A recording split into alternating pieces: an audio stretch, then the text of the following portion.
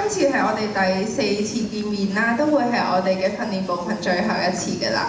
好，咁首先咧又同大家玩啲 warm up 嘅 game 先啦，因為今日都好凍啦，大家可能都有啲眼瞓啦。好，咁首先咧見到兩隻雀仔啦，有冇朋友認得佢哋咧？有啲難度係咪？有冇啊？冇。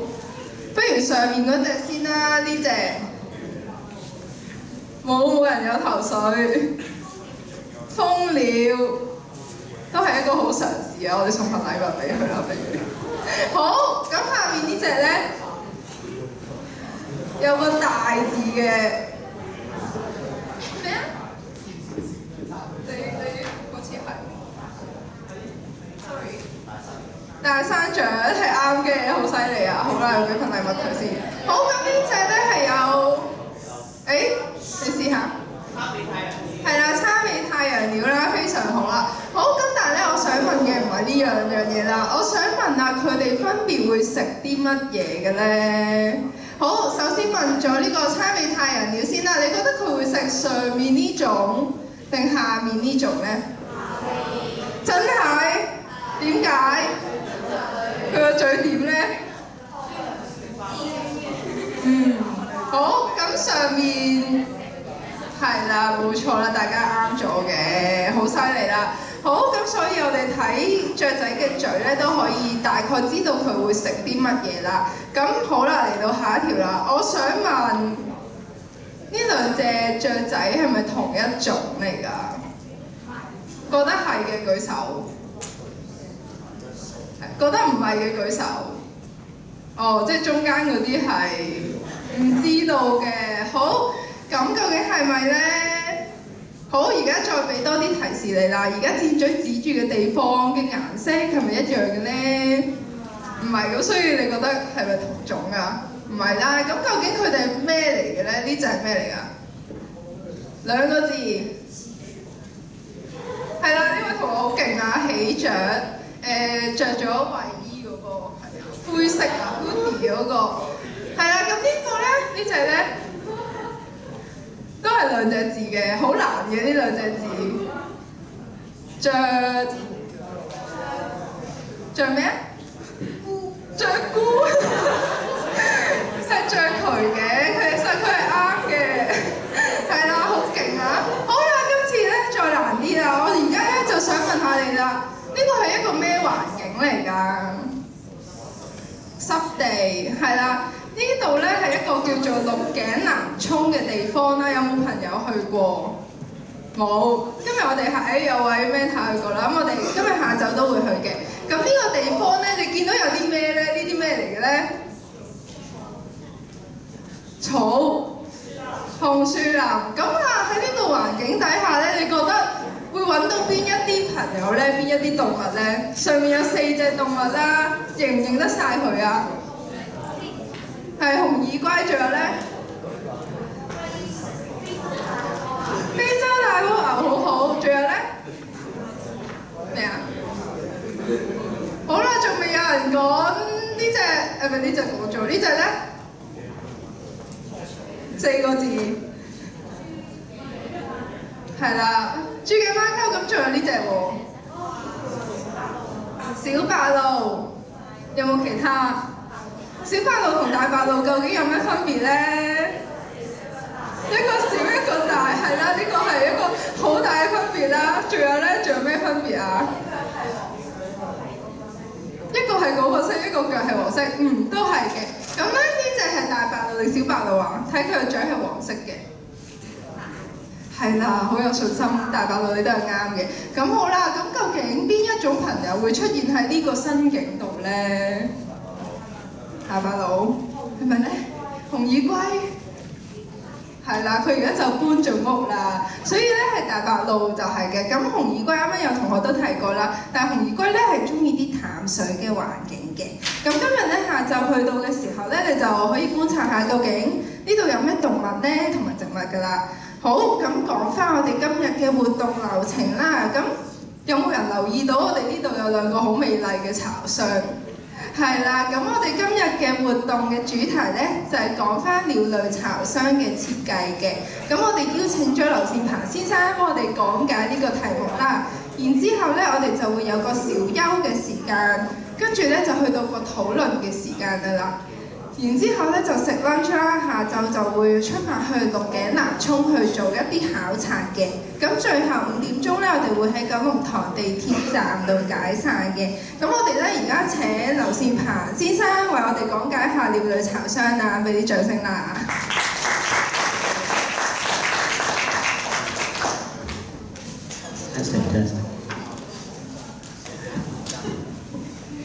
好，早晨咁多位同學。咁我姓劉嘅，咁今次就代表鳥會義工嘅身份過嚟同大家分享下一啲鳥巢啦，或者係巢箱嘅設置啦。咁可以叫我 Jin Pan 都得嘅，係啦，可能有啲朋友都見過啦。咁今日啦講個題目就關於巢箱啦。咁嗰啲巢箱都唔係我整嘅，有啲好嘅友好嘅朋友去整啦。咁陣間會介紹多少少噶啦。咁開始之前咧，咁問下大家啦，巢箱大家有冇見過啊？喺香港有冇見過？有冇邊個喺香港見過巢箱？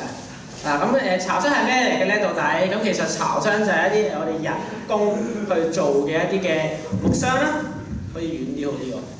我哋人工做嘅木箱啦，咁其實目的就係希望去為一啲動物提供一啲居住啦或者繁殖嘅地方啦。咁同埋巢箱其中一個目的就我哋其實可以善用翻一啲我哋香港好多嘅一啲棄置嘅資源啦，一啲嘅木材啊。其實有時如果行開啲垃圾站，經過啲屋邨垃圾站都會見到，其實我哋香港每日都抌好多一啲嘅木材出嚟嘅，例如卡板木啦，一啲舊嘅傢俬啦。咁到底點樣可以善用呢啲嘅廢物咧？咁原來啲巢箱可唔可以係一個嘅出路咧？咁大家都可以去諗下喎。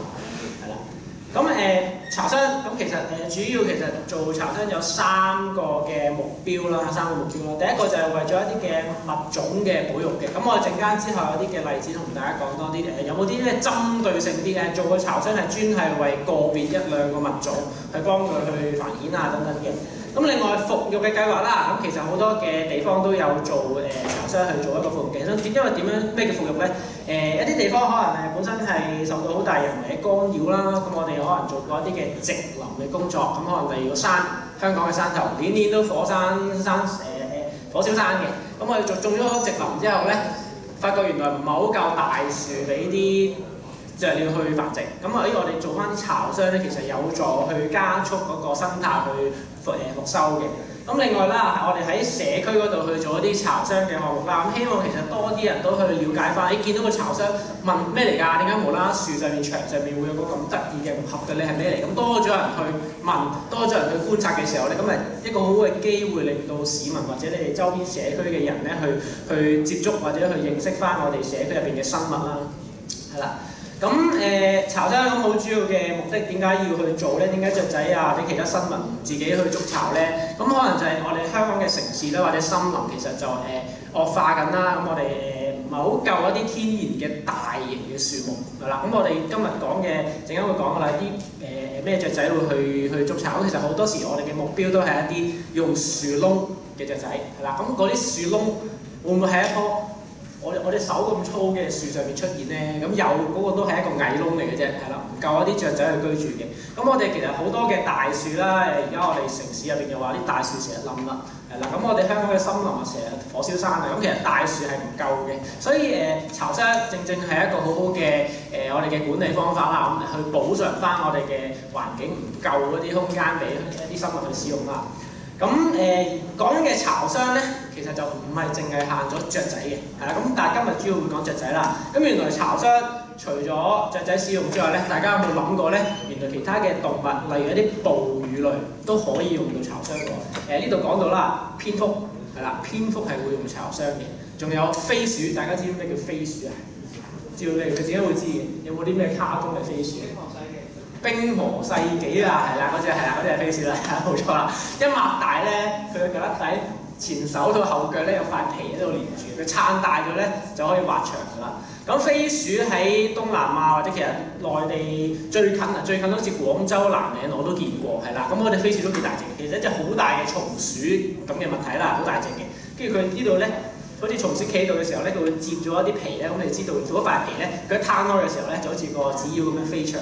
咁啊，主要個活動就係一啲比較成熟嘅森林入邊咧，一啲大樹同大樹之間嘅接駁就挖牆過去㗎啦。咁嗰啲森林通常都會有一啲好大型嘅樹嘅，講嗰啲樹係可能40-50米高嘅，咁香港冇嗰啲樹。香港可能好耐之前都有飛鼠，但係森林破壞晒啦，所以香港就冇飛鼠嘅。但係內地一啲靚嘅森林啦，或者東南亞一帶啦，飛鼠都幾常見嘅。咁一個幾有趣嘅經歷就係上年啊嘛，今年暑假啱啱去完沙巴，咁去完一個嘅森林公園啦，去做夜行啦。咁嗰個導賞員咧就日落嘅時候，可能5點零鐘啦，啱啱變黑嘅時候咧，就帶我哋企喺個艇度話望住啦，望住啦。咁我哋又望乜嘢？佢又唔講喎，望住啦。跟住望咗半個鐘之後咧，突然之間就發覺咧個窿裏面捐咗隻松鼠出嚟咧，跳到上樹頂咧，嘣咁啊滑牆，咁啊飛咗去森林啦。咁啊等咗半個鐘，原來就係話等嗰隻飛鼠，因為嗰個係佢個屋企嚟嘅。但係咁原來好多動物咧，佢對於個屋企選擇咧好專一嘅，即係佢唔會話今晚就瞓呢棵樹，聽晚就瞓唔知邊棵草咁樣嘅。原來佢唔會嘅，佢揾咗一個啱嘅適合嘅地方咧，佢就喺嗰度住㗎啦。或者每年咧，都會翻去嗰度繁殖嘅，咁睇下佢點樣使用嗰個屋企啦。咁所以原來我哋講緊嘅巢箱咧，唔單係淨係為咗雀鳥嘅，咁將來有機會啦，可能都可以做下其他嘅巢箱咧，去配合唔同嘅生態啦。嗱，咁講雀仔之前咧，咁俾大家望下唔同嘅巢箱啦。呢個係蝙蝠嘅巢箱，呢個係蝙蝠嘅巢箱。同雀鳥嗰個有咩唔同咧？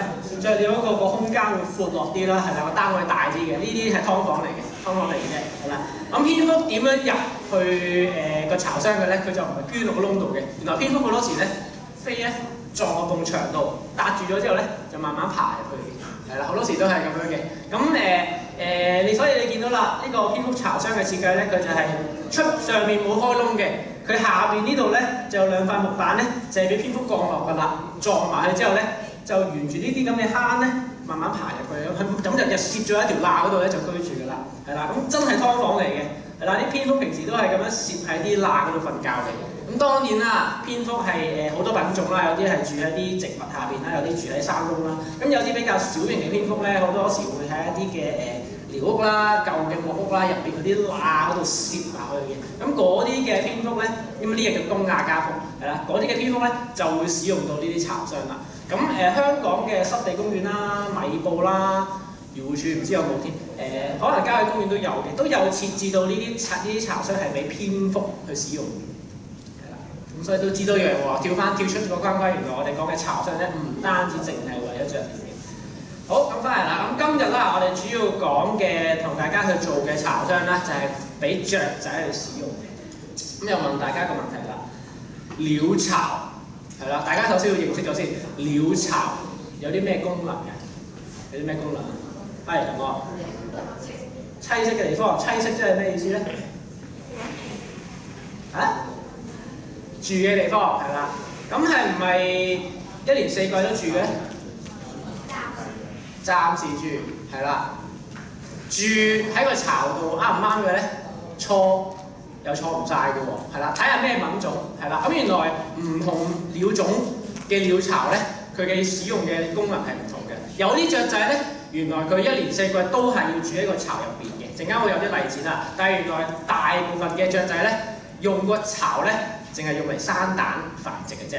冬天可能或者未必冬天啦，總之佢過咗佢繁殖嘅時間咧，原來個巢係冇用嘅，佢唔會翻去個巢嗰度夜晚翻去瞓覺，佢喺個樹枝嗰度瞓覺得㗎啦，係啦。原來有啲雀仔係會咁嘅樣嘅，所以我哋去做一個鳥巢嘅時候都要了解翻，其實到底我哋嘅目標物種佢嘅生態係點樣嘅咧？佢點樣去使用嗰個巢咧？咁呢啲係需要大家去做觀察同埋去做一啲資料搜集嘅，係啦。咁分享下啲香港都比較常見同埋有趣嘅鳥巢啦。我哋唔講巢箱先，我哋講鳥巢啦。咁第一種呢一隻雀仔有冇人見過啊？有冇由睇開雀見過啊？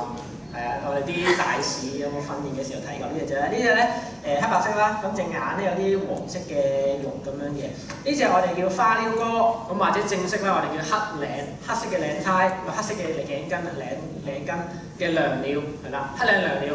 咁個巢咧非常之巨大嘅，呢隻雀仔幾大隻咧？鷯哥咁大隻啦，即係咁大到啦，細過白鴿啦。咁但係個巢咧係可以咁大個嘅，係啦。咁原來佢個巢咧用咩整嘅咧？用垃圾。係啦，你見到好凌亂嘅，佢個巢冇乜形狀嘅，咁好常見喺啲郊區啦，會見喺啲電燈柱上面啦，喺公園有機會見到喺啲大樹嘅上面啦。如果喺啲市區嘅話咧，好多時會見到喺一啲燈嗰啲咩射燈咧，球場嗰啲射燈嗰度咧比較亂嗰啲地方咧，咁有機會見到佢嘅。咁點樣認黑領椋鳥嘅巢咧？好多垃圾混喺入邊，你見咧呢啲一白色白鴨地色呢啲咩嚟嘅咧？尼龍繩嚟嘅。有時有啲綁足嗰啲紮帶咧，咁佢都會攞嚟用嘅。總之佢喺個環境附近咧揾到啲咩啱嘅材料咧，佢就會攞嚟用㗎啦。唔單單係一啲天然嘅樹葉啊、樹木等等嘅。咁所以你見到咧好凌亂、好核突嘅巢咧，就係黑領椋鳥嘅巢啦。咁你見到啦，佢所需要嘅空間都幾大喎，原來。咁黑領椋鳥會唔會係大家嘅對象咧？咁啊要諗下啦。如果可能要整個好巨型嘅俾佢啦。呢個都係另一個市區好常見都好巨型嘅。咁有冇睇啊？藍奕邦個 Facebook 啊？之前有冇見過？有冇睇過？有冇睇到呢單故事啊？藍奕邦個 Facebook 就之前講過啦。原來佢個冷氣槽咧俾隻雀仔入侵，起咗個巢，係啦。咁嗰個巢嘅品種就係呢隻啦，喜鵲。啱啱講完嘅喜鵲係啦。喜鵲嘅巢有啲咩特別嘅認嘅方法咧？認嘅特徵咧，又係好大個嘅，可以咁大個，仲大過黑領椋鳥，好大個。用一啲好粗嘅樹枝去築成一個外殼，係啦，外邊嗰啲係好粗嘅樹枝嚟嘅。咁但係咧，原來外硬咧就內軟嘅，入邊係好溫暖嘅。入邊咧原來有個內膽嘅，佢用一啲好幼細嘅草啊、細嘅樹枝去織咗個內膽，入邊攞嚟瞓覺、攞嚟生蛋嘅。咁但係外邊咧就攞好粗嘅樹枝做嘅。咁所以好容易分嘅。總之你見到個巢好巨型，用啲好粗嘅樹枝咧，咁9成9都係喜鵲嘅巢啦。咁原來佢都會起喺一啲嘅電線嗰啲電射燈嗰度啦，藍奕邦個冷氣槽咧佢都啱佢，係啦。咁呢個幾有趣嘅。咁又係啦，佢個巢非常之巨型嘅，咁啊未必適合大家去做巢箱啦。咁巢其實個樣就千變萬化，但係都係咁嘅原理㗎啦，都係攞啲樹枝織嘅啫。咁但係咧唔同雀鳥佢選擇築巢嘅地方咧係因應翻佢嘅特性嘅。咁例如呢度個例子啦，頭先講過黑領椋鳥喜鵲可能會中意大樹啊，中意啲電線燈柱嘅地方啦。呢一隻叫紫燒鶇，紫燒鶇喺邊度生活嘅咧？中意啲潮濕陰暗嘅地方，中意啲例如啲山窿，例如一啲嘅南丫島有個神風洞咁樣啦，係啦。咁呢個巢咧喺邊度影嘅咧？係我去探險入去嗰啲山窿入邊照蝙蝠嘅時候咧見到嘅，係啦。咁原來佢個巢咧係匿喺一啲山窿入邊嘅，係啦。咁個巢嘅樣係差唔多，但係要喺山窿入邊先揾到嘅。咁所以原來你學校如果有個山窿嘅話，有個防空洞嘅話咧，你放個巢箱入去咧，有機會會吸引到紫燒鶇啦喺入邊去繁殖嘅。咁但係就係啦，呢個就係關乎到選擇地點嗰個問題啦。麻雀仔咧，大家見過啦，係啦，麻雀仔其中一種會使用一啲大樹窿去繁殖嘅地方。咁其實麻雀唔單係限咗喺樹窿嘅，咁有時喺啲冷氣機槽啊，喺啲有啲屋嘅罅咧，都會好常見嗰啲運動場嗰啲簷篷嗰啲罅咧，好多時都會見到麻雀喺入邊去啦，即係佢捐窿捐罅嘅。咁呢個係今日其中一種講會使用樹窿嘅雀鳥啦，非常之常見啦。咁好大機會可以吸引到佢哋去使用佢哋嘅巢箱嘅。咁另外啦，比較體型大啲啦，真係用樹窿嘅雀鳥啦。咁原來鸚鵡就係其中一個例子啦。有冇港島區嘅同學啊？港島區有冇啊？港島區嘅同學，港島區嘅同學留意下啦，因為港島區咧，尤其是近一個香港公園一帶咧，就會有呢一隻黃色冠嘅，朝頭早喺度呱呱叫好鬼嘈嘅，呢隻叫小葵花鳳頭鸚鵡啊嚇。咁原來佢就係一種咧，香港會使用一啲大型樹窿去築巢嘅雀鳥啦。咁呢個就係啦，就係有個問題啦。原來香港尤其是市區有一棵咁大棵嘅樹，仲要有爛咗有窿嘅樹咧，俾佢去築巢咧，一啲都唔容易嘅。所以都幾難去揾到地方去築巢嘅。所以巢箱可能或者會幫到佢哋嘅。咁同埋咧呢幾年尤其是有啲問題啦，就係我哋幾關心一個樹木健康嘅問題啦。一棵大樹好年紀粗嘅大樹，有個窿喎，咁點算咧？啲人諗咧就唔係諗入邊有咩雀仔住咧，點樣，係諗點樣斬咗佢好，係啊，驚揼親人。所以咧，尤其是呢幾年我哋關注咗樹木嘅健康問題咧，咁原來一啲大型嘅樹，尤其是有窿嘅話咧，好多時管理上咧就會諗點樣去封咗個窿佢，點樣去棵樹有冇健康問題先要斬咗佢。咁變咗原來市區呢一類型嘅繁殖生境咧係減少緊嘅，係啦，葵花鸚鵡可能係減少緊一啲居住嘅空間嘅。咁提多一點啦，葵花鸚鵡而家就喺全球係一種極危嘅鳥種嚟嘅。咁佢原生地應該東南亞一帶啦，數量非常之少啦，熱帶雨林冇晒㗎啦。變咗香港咧，雖然香港個族群係有一啲飼養嘅鸚鵡野化咗去形成嘅，但係咧個數目咧非常之多嘅香港。香港可能有機會係多過原生東南亞一帶嘅。咁呢個物種非常之值得關注啦。咁我問過啲朋友啦，原來香港公園靈動植物公園咧係曾經係試過做一啲大型嘅巢箱俾葵花鸚鵡去使用嘅，但係咧係唔成功嘅，係啦，唔知點解佢唔揀用一啲大型嘅巢箱，都係要揾翻啲爛樹窿嘅。咁係啦，有講到 OK 嘅同學咧可以試下喎，係啦，可以試下睇下可唔可以做到一個吸引到葵花鸚鵡去使用嘅巢箱，係啦。咁巢箱啦，咪巢啦，多啲唔同嘅特色啦，俾一啲我自己做嘢嘅地方啦，一啲水田嘅巢咧，水田都有巢嘅，一啲水鳥係會喺一啲農夫嘅農作物上面築巢啦。呢啲係馬蹄嚟嘅，咁有隻叫白胸虎鶴鳥啦，我哋叫白面雞啦，係會啄爛晒啲馬蹄咧，形成一個好似個母包咁樣，就喺入邊生蛋㗎啦。咁呢啲水田嘅水鳥咧，就難啲去做一啲繁殖空間俾佢啦。咁因為佢真係要喺塊水田度，咁你整個箱咧，佢都未必啱用嘅，好難去吸引佢。咁翻嚟城市啦，咁城市其實我哋周邊都好多一啲嘅常見嘅雀鳥啦，咁佢都會喺我哋嘅周邊繁殖嘅。咁第一個例子，其實呢度咧呢張相咧有兩種雀仔嘅巢嘅。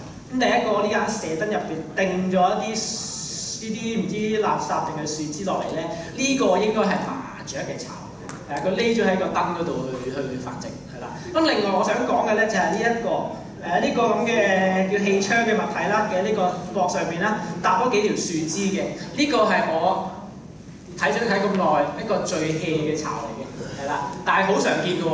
呢一個品種大家應該認識㗎啦，珠頸斑鳩，係啦，珠頸斑鳩嘅巢咧係我見過最雀仔咁多種雀仔入邊咧，個巢係最 hea 嘅，係啦，呢度都唔知有冇10條樹枝，係啦，就已經係做到個巢㗎啦。係啦，咁但係變咗喎，其實大家諗翻咧，原來有時一啲嘅雀鳥佢需要嘅生境、需要嘅棲息嘅空間、需要嘅繁殖嘅空間，其實個要求唔係好高嘅啫，係啦，可能就係一個好簡單一個安穩嘅平台，俾佢擺到3、4條樹枝咧就得㗎啦，係啦。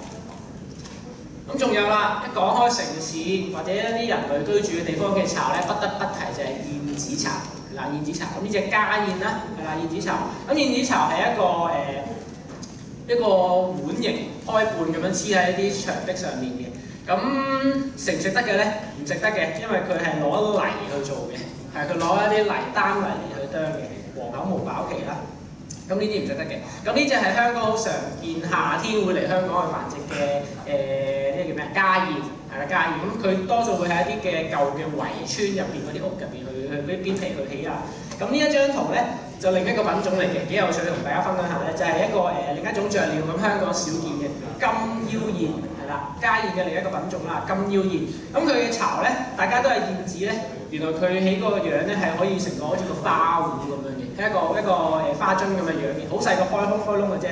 咁同埋呢一個巢咧幾好得意嘅地方就係咧，你發覺佢嘅底部咧其實係一個家燕巢嚟㗎，係啦。金腰燕嚟咗之後咧，佢將佢前燕咧起咗個外殼嘅啫，係啦。咁呢個係幾有趣嘅地方嚟嘅。咁點解無啦啦講家燕咧？其實想講一樣嘢咧，其實就係有時我哋成日話做鳥箱，做一啲嘅保育措施去吸引一啲雀鳥嘅使用啦。其實我哋其實調翻轉講，我哋應該係話提供緊一個佢中意、佢合適嘅生活空間俾佢。例如家燕，其實佢需要啲咩咧？佢需要就係一啲舊式村屋嗰個簷篷啊，嗰個叫咩屋簷啊嘅設計。咁佢就專係匿喺個屋簷嗰條罅嗰個90度角嗰度築巢嘅啫。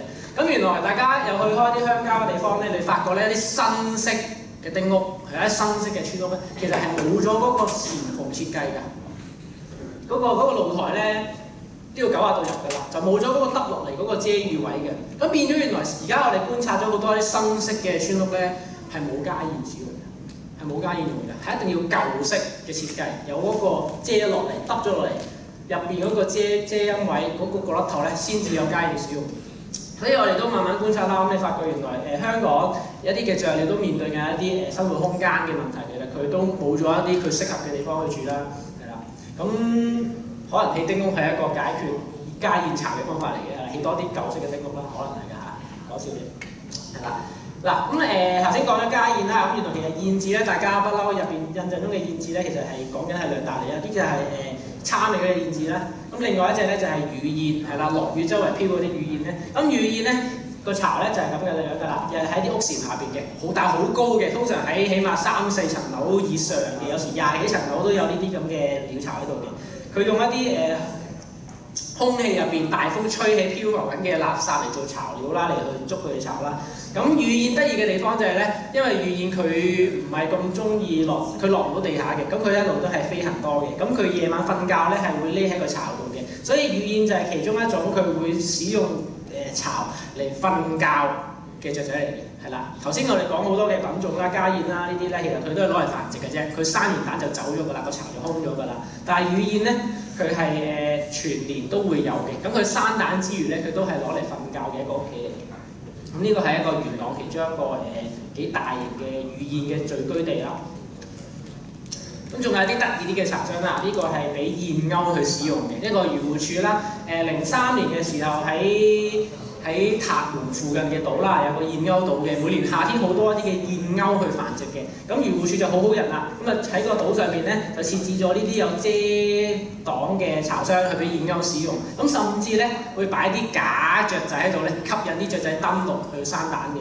咁個研究數字都幾有趣嘅喎，原來佢話加咗呢啲巢箱之後咧，啲燕鷗匿喺巢箱入邊生蛋嘅繁殖嘅孵化率咧係可以去到80%嘅。咁如果冇呢啲巢箱嘅話咧，繁殖率可能得2成幾嘅啫。因為你諗下啦，喺個島度喺個石頭上面生蛋，日曬雨淋嘅時候咧，其實個死亡率係好高嘅。咁原來用一啲嘅措施係可以提升到某啲嘅物種嘅繁殖率咧，咁係一個好好值得去做嘅啦。咁呢個就係一個例子咧，我哋點樣去針對某一啲嘅物種而去做一啲巢箱俾佢，目標都係希望去改善佢哋嘅繁殖啦，增加佢哋嘅數量啦。咁啊，針對性啲嘅呢啲係啦。